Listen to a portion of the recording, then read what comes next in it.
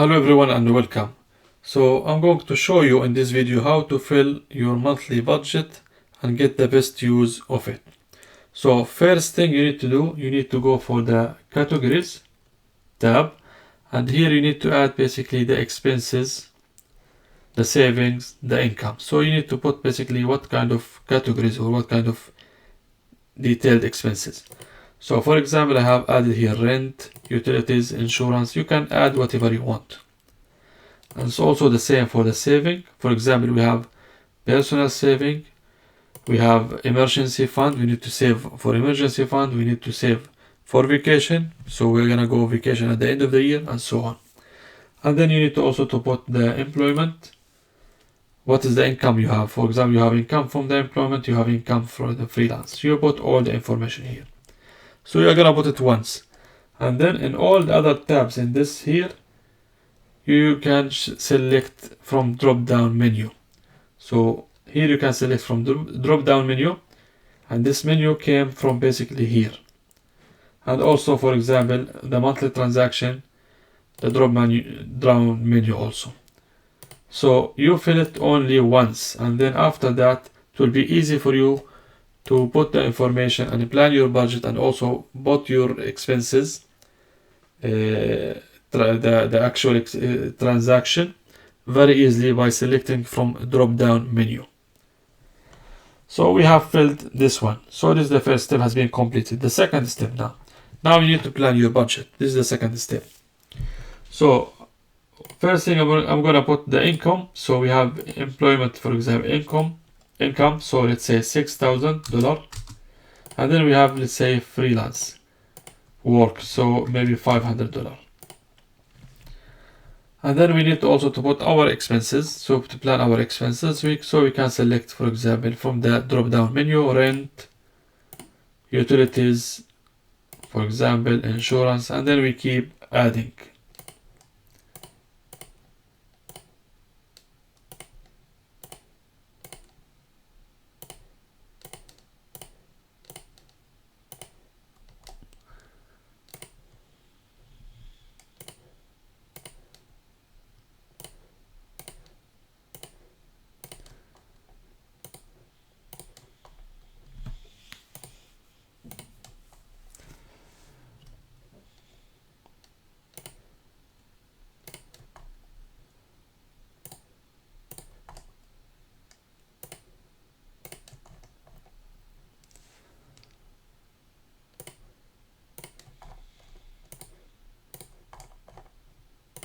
So we have added all of them from this drop down menu, and then we fill some numbers here. So for example, for the rent we are paying, let's say, 1,500 USD dollar. For utilities, maybe you are gonna pay like 200. So we keep filling this information. So now we have filled all the information about the expenses. So here we can see the breakdown for the expenses, and here also you can see basically what expenses it took most of our monthly income. So now, and this basically will give you a summary. So total income like 6,500, and now we have expenses 5,350. So we have remaining like 1,150 left to spend. Now we need to put also our savings. So maybe you are gonna save for emergency fund like $200. Maybe we're gonna save for vacation, so yeah, we need to go vacation, and we need to save for that one, let's say 200, and so on. So now we have put all the savings. Now let's take a look about the budget, and let's see how we can optimize it and make a good way. So we have added all the information here. The second step, we need to select basically those expenses. Are those wants or needs? And the main difference here, basically the needs, basically this is the important things you need to pay it every month in order to live. So to keep a roof and over your head, and for example paying the rent, paying the utilities. So this is needs. Wants, for example, this is something you want. It is not necessary. For example, dining out, for example, travel and vacation, gifts, entertainment, buying clothes, and so on. So those are wants. So what we need here to do, we need to select, is this expenses a need or a want? So it is easy, you can select this is a need, this is wants. So let's keep checking those. So now we have filled all the information. Let's take a look about our signals here. So here you can see this is basically the needs, the wants, and the investment and saving. So the needs supposed to be between 50 and 60%. This is the maximum. Now we have 63%. It is now in orange area. It's good if we can take a little bit under 60%. The same for the wants. Wants supposed to be below the 30%. It is in the orange area. So this is much. We need to take the wants a little bit down. For the saving and investment, it is 6%. It is better to have the saving and investment around 15% and above, not below that. So we need to keep adjusting those numbers until we get the desired and the correct basically budget following the rule. So for example, the wants, let's talk a look about the wants. Here we have too much, for example, for entertainment. Let's take this one to 100. Travel, maybe we can do it like 200 per month for this vacation. This one maybe we can take it 100. Let's see what else we have wants. Maybe we can cut some subscriptions and so on.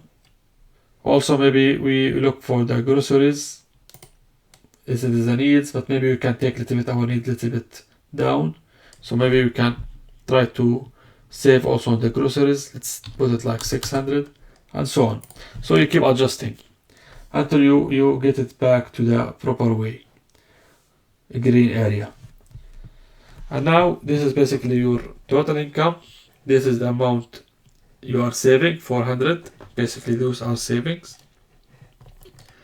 Then you have around 850 left to spend. So this amount basically we can invest.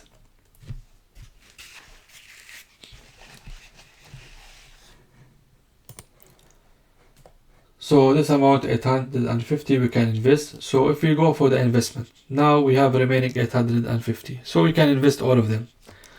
So let's say we are now at age of 25. And we decide we're gonna invest for 30 years. So you put the years here. And now we don't have any money at our hand. Let's say we have only 1,000 at our bank. So 1,000 current money we have.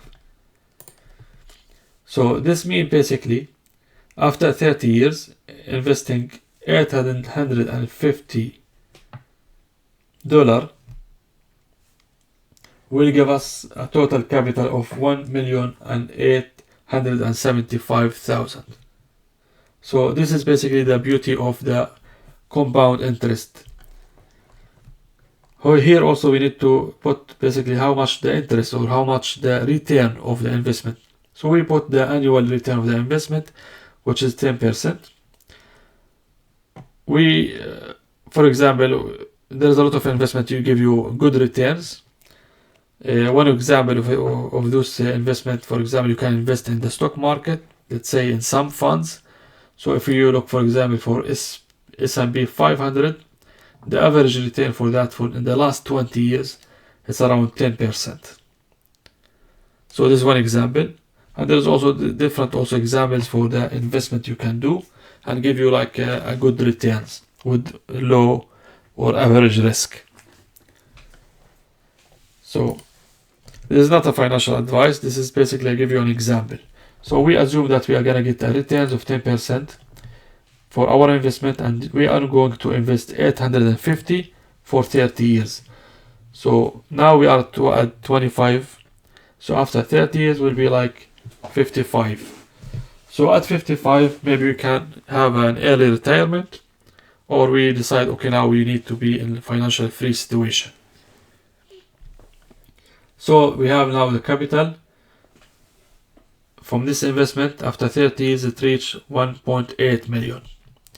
Then after that, at that age, when we reach that capital, then we need to decide, okay, shall we take our investment now maybe to a little bit safer investments? Let's say now this capital I'm gonna keep invested with 7% return, for example. And then you need also to decide here how much you are gonna withdraw from this capital each year. So let's say we are gonna withdraw like 5%, which is basically save withdraw.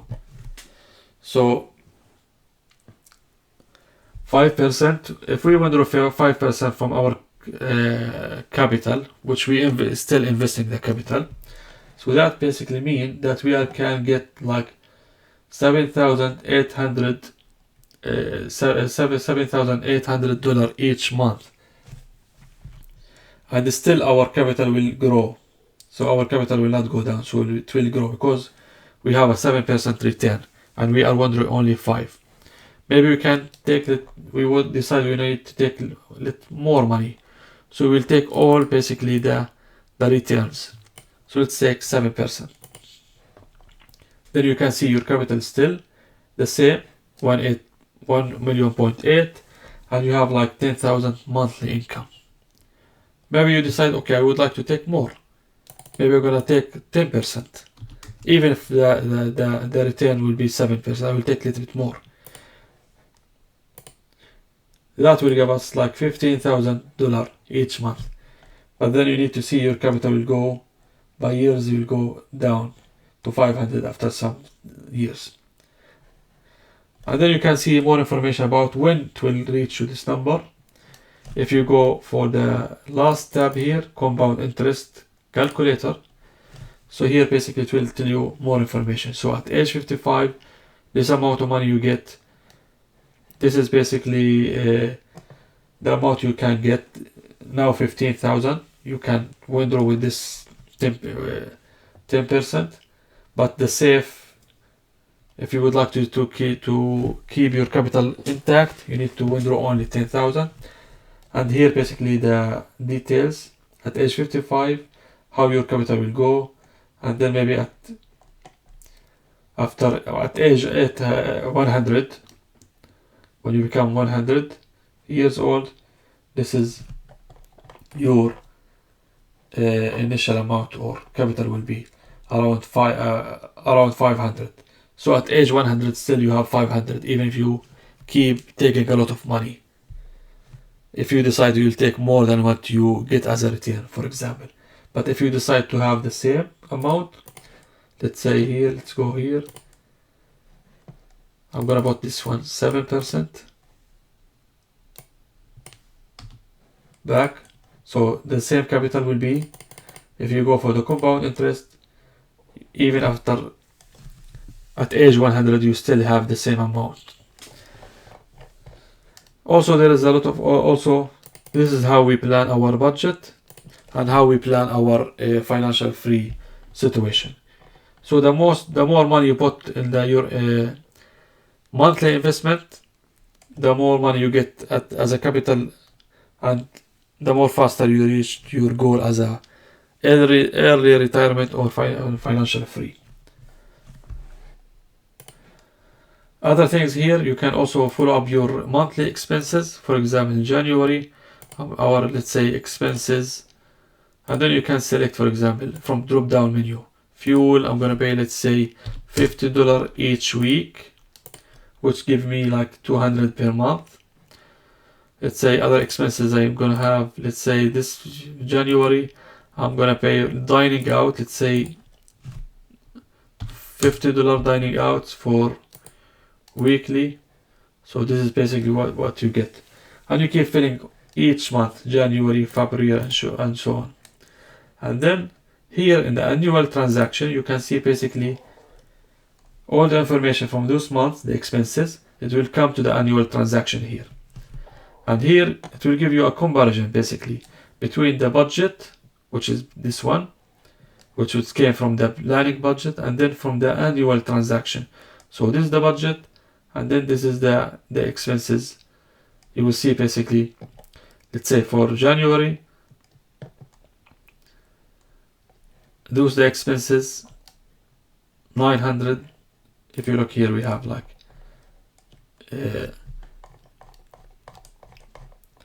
900.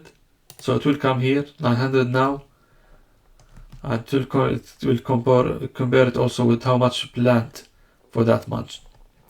And so on. So if you see all the information as an annual dashboard, you don't need to input any information here. This will calculate it automatically from the transaction and also from the planning here. So this is in general this Google Sheet. I hope that you enjoy it and I hope that you get the best use of it.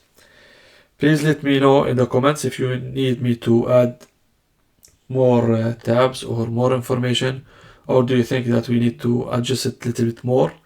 I'm very happy to hear your comments and your feedback, and I wish you the best luck in your budget planning and in your financial free also planning.